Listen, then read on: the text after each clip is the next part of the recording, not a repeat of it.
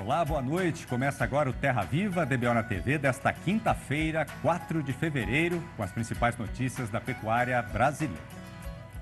Assim como aconteceu com todo o setor pecuário brasileiro, no começo do ano passado, as empresas de genética e inseminação artificial estavam esperando um verdadeiro desastre por causa da pandemia da Covid-19. Mas, contrariando frontalmente as previsões, o 2020, mesmo com todas as dificuldades enfrentadas, acabou apresentando um forte crescimento nas vendas do setor. E quem tem mais informações é o nosso editor Sidney Maschio. Boa noite, Sidney. Faz favor de assumir a ponteira da comitiva. Boa noite, Vinícius. Muito boa noite para todo mundo. Levando a boiada pantaneira para fazer a negociada na feira, a comitiva estradeira do Terra Viva DBO na TV precisou fazer parada de pouso nessa esplanada lindeira da freguesia. E enquanto espera um novo dia para pegar de novo na empreita, aproveita para convidar os companheiros boiadeiros e as companheiras boiadeiras aqui presentes para participar com a gente da nossa função novidadeira. Pois é, né, Vinícius? Lá em 2005, que foi quando nasceu o nosso canal Terra Viva, o Brasil inseminava aí pouco mais de 5% da sua vacada em idade reprodutiva. E hoje, só 15 anos depois disso, esse percentual já chegou aí perto dos 20%, né? O que é um crescimento que ninguém imaginava que pudesse acontecer num setor, assim, num espaço de tempo tão pequeno, para um setor tão difícil e complicado quanto este, né? Pois então, para saber qual foi o roteiro desse crescimento, a gente convidou para a nossa entrevista do dia o engenheiro agrônomo Márcio Nery Magalhães Júnior, presidente da ASBIA, a Associação Brasileira de Inseminação Artificial, que vai participar do programa falando ao vivo por vias internéticas, diretamente de Juiz de Fora, no interior do nosso querido estado de Minas Gerais. Boa noite, Márcio. Muito obrigado por você ter apartado esse prazinho aqui para prosear com a gente. É uma satisfação ter a sua presença aqui. Seja muito bem-vindo, como sempre. Ô Sidney, boa noite a você, a toda essa sua audiência muito grande do Terra Viva. É sempre um prazer estar aqui com vocês.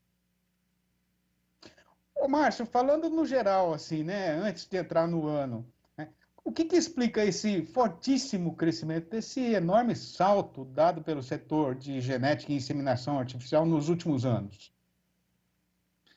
Nos últimos anos, a boiada da inseminação artificial pegou uma toada forte mesmo, Sidney. E o que explica esse acordar para a necessidade do melhoramento genético são aqueles fatores que eu tenho dito sempre. O custo-benefício da inseminação artificial é muito elevado. Ele é um insumo permanente que você coloca dentro da porteira para dentro, vai atuar sobre todas as gerações do seu rebanho. Ele atua na ponta do aumento da produção, mas também atua na ponta importante da redução de custo e ele ataca frontalmente a questão da sustentabilidade, fazendo que você possa produzir um rebanho mais sustentável. Você falou em custo, né, Márcio? A gente tem uma conta para fazer aí, para ter uma ideia do que representa a inseminação artificial para o pecuarista em termos de custo e em termos de retorno financeiro? Tem sim, Sidney. Dependendo da qualidade genética, do nível genético que você está, você vai gastar entre 1 a, no máximo, 2% do custo total da produção de um litro de leite ou de uma arroba de carne. Ou seja, de longe, é o menor centro de custo dentro da sua fazenda. E o retorno?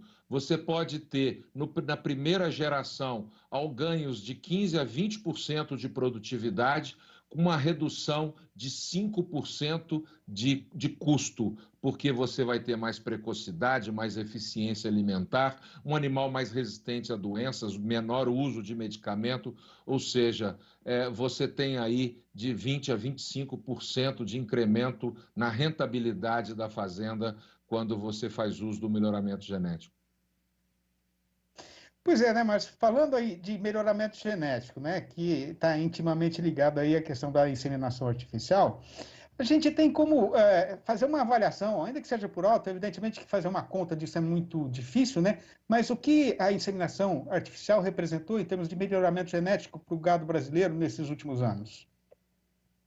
Não, Sidney, você sabe que não é muito complicado, não, né? Se a gente imaginar do ano de 2005, que você mencionou, com as suas 7 milhões de doses de sêmen, para o ano de 2020, com quase 24 milhões de doses de sêmen, isso representou muito. Os rebanhos hoje, a média dos rebanhos que fazem melhoramento genético, eles produzem de 4 a 5 vezes mais do que a média daqueles rebanhos que não fazem melhoramento genético, ou seja, a representação dessa parte do rebanho nacional que adotou o melhoramento genético como uma base importante do crescimento do negócio é muito importante.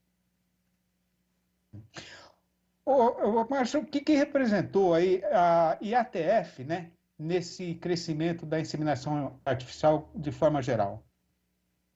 A IATF é a locomotiva, Sidney. Ela é a locomotiva que desde 2007 vem puxando esses vagões do melhoramento genético. No corte, ela já representa mais de 90%, ou seja, de cada 10 doses de sêmen que vão para uma vaca de corte, 9 vão através de IATF.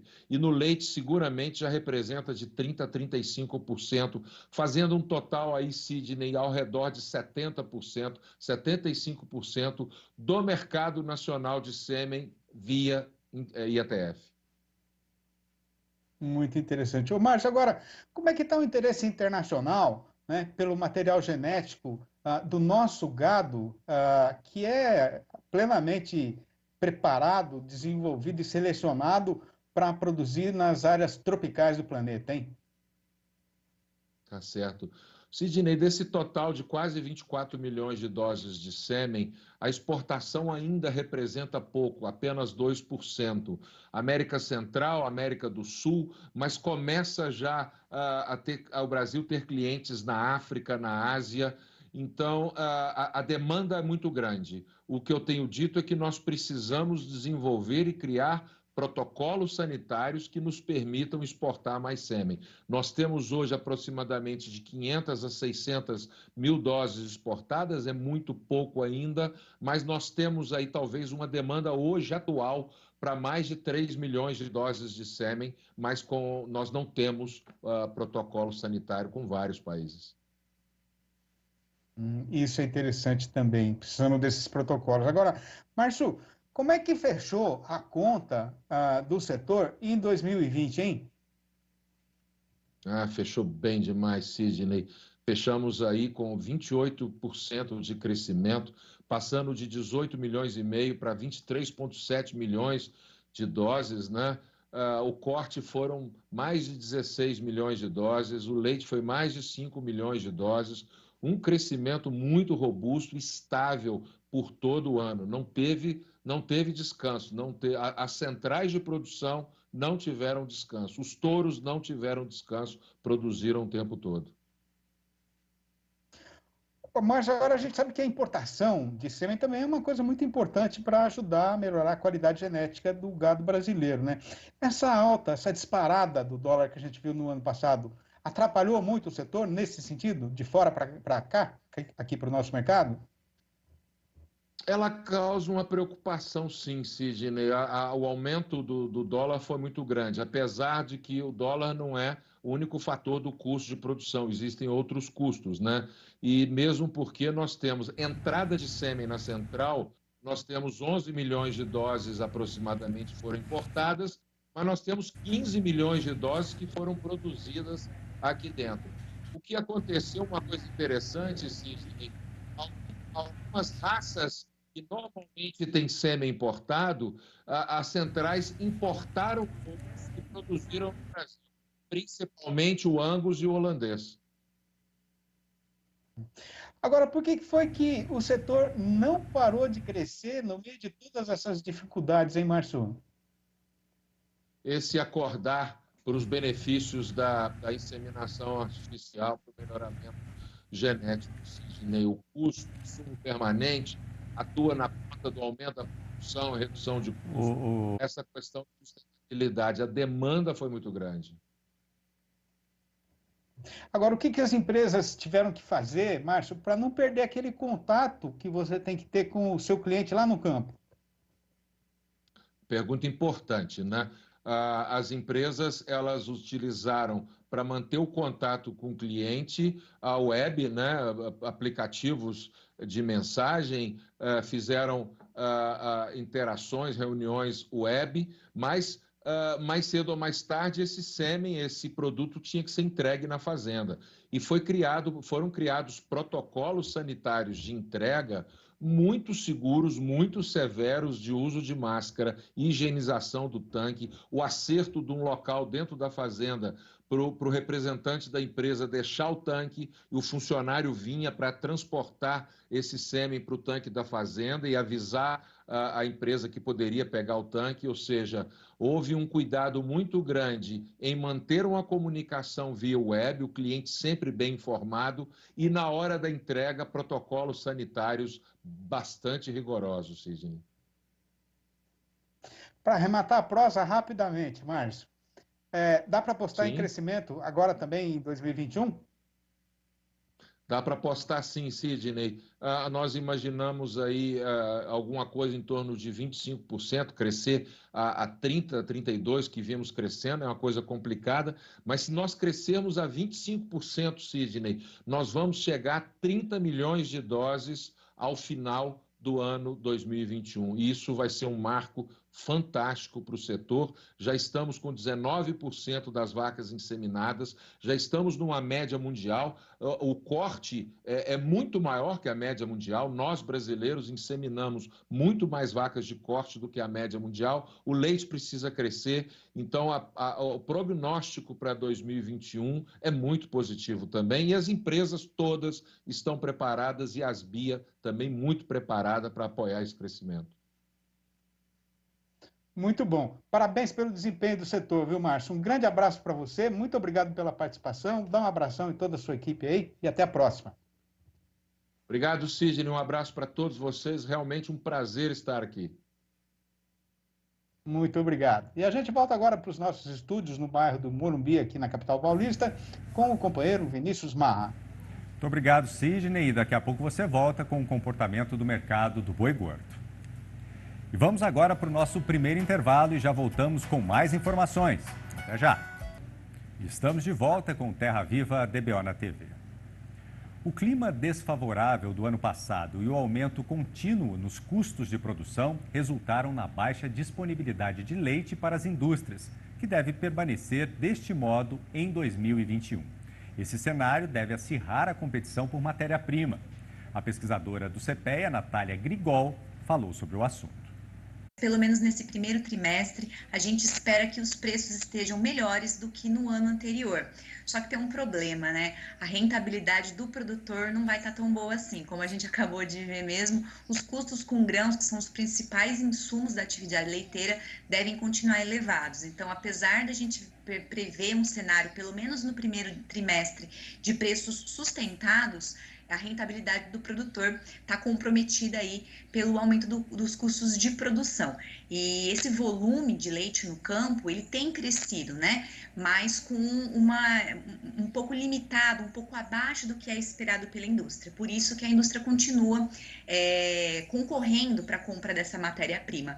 Agora, uma perspectiva que a gente tem consolidada para 2021, que também é uma má notícia, é uma expectativa de redução da demanda agregada, né? Por conta da interrupção dos programas de auxílio por conta da Covid. Então, a gente também espera que o consumo se retraia, e é o que a gente já observou em janeiro. Então, apesar de preços considerados firmes e mais interessantes nesse primeiro trimestre de 2021 do que em 2020, a gente espera também quedas, né, nesses preços. Eles devem sair aí do patamar de R$2, ficar próximo aí R$2, R$1,90, o que para o produtor nesse momento é uma má notícia por conta do aumento dos custos de produção. A perspectiva para o preço do leite captado em janeiro, que vai ser pago em fevereiro, também é de queda. Então, nesse primeiro trimestre, a gente está falando de um cenário de preços ainda em patamares elevados, pelo que é considerado típico, mas um cenário ainda de queda, né?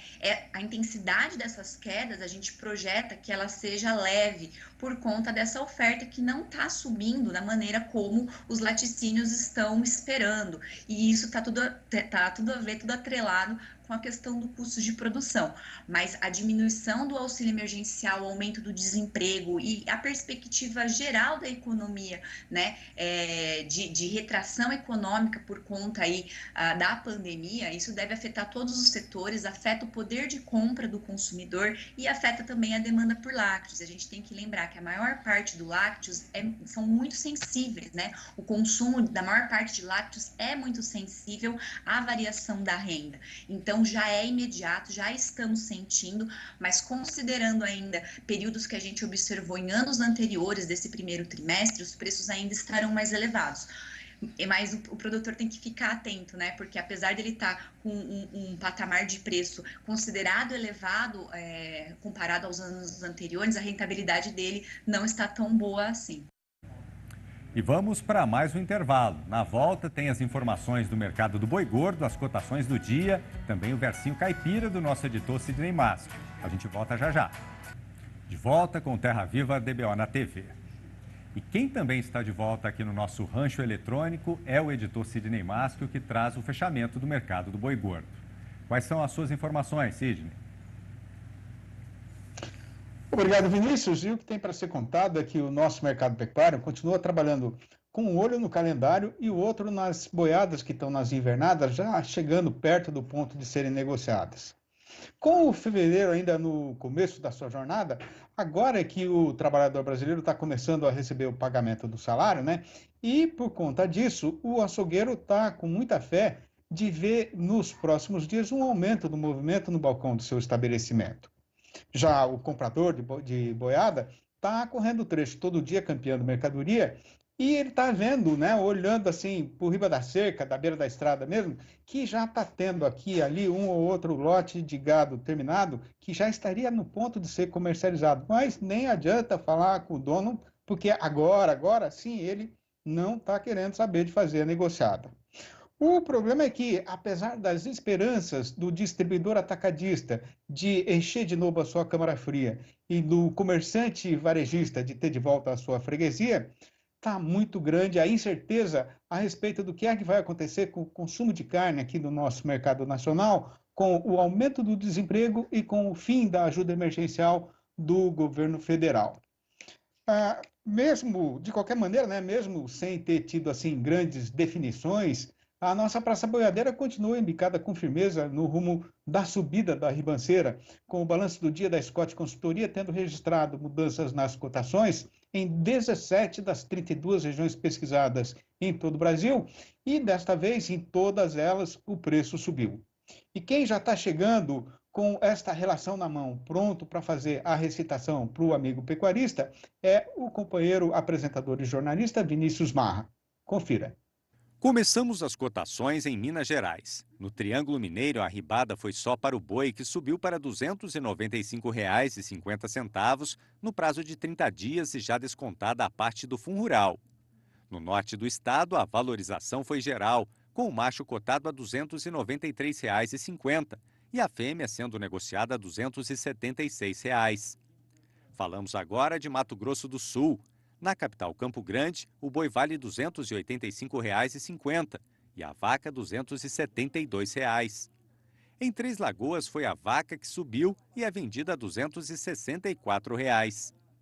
Valor em alta para a vaca também no Rio Grande do Sul, na região oeste do estado e em Pelotas. A fêmea vale R$ 8,85 o quilo vivo, ou R$ 265,50 se a cotação fosse por arroba. Quem quiser comprar boi no oeste da Bahia vai pagar pelo menos R$ 283,50. Partimos para o Mato Grosso. Na região norte do estado, o boi está cotado a R$ 278. No sudoeste mato-grossense, o macho subiu para R$ 288,50. Na capital Cuiabá, a arroba do boi está valendo R$ 293,50. No sudeste do estado, a alta foi geral, com o boi a R$ 285,50 e a vaca sendo vendida a R$ 272. Agora o noroeste do Paraná. O preço do boi atingiu os R$ 291,50. Já a vaca vale agora R$ 276. No oeste de Santa Catarina, a fêmea está sendo negociada a R$ 254 no prazo de 20 dias. Vamos agora para Marabá, no Pará. O boi passou a valer R$ 278 e a fêmea R$ 273. Valorização da arroba também no sul de Tocantins, com o boi sendo negociado a R$ 279,50. No norte tocantinense, a alta do boi foi ainda maior. Ele está valendo R$ 280,50. Terminamos a lista com o Rio de Janeiro, com a vaca arribando para R$ 269. Tá certo, então. Vamos falar de cultura sertaneja? Então, tá chegada a hora de fazer a recitação do nosso versinho caipira do dia. Lembrando que o tema escolhido para esta semana é saudade. Então, vai ouvindo. Na mansidão do Ribeirão, a água que está passando nesse instante, amanhã daqui já vai estar distante, banhando as campinas de outro sertão. E se a sina deste rio é se renovar cada dia, a minha é campear nessa beirada a alegria perdida numa era passada, quando a ilusão da mocidade me tirou do coração a verdadeira felicidade e deixou, no lugar dela, a solidão que é a parceira primeira da saudade matadeira. É isso então, gente. Da minha parte já está arrematada a função. Deixo aqui então meu abraço para todo mundo e devolvo a vez de falar para o meu companheiro Vinícius Marra. Muito obrigado, Sidney. Amanhã você volta com mais informações e os versinhos para a gente. O DBO de hoje fica por aqui. Obrigado pela sua companhia. Nós voltamos na sexta-feira com a reprise desse programa às 6h30 da manhã e com o noticiário novo a partir das 7h45 da noite. Até lá.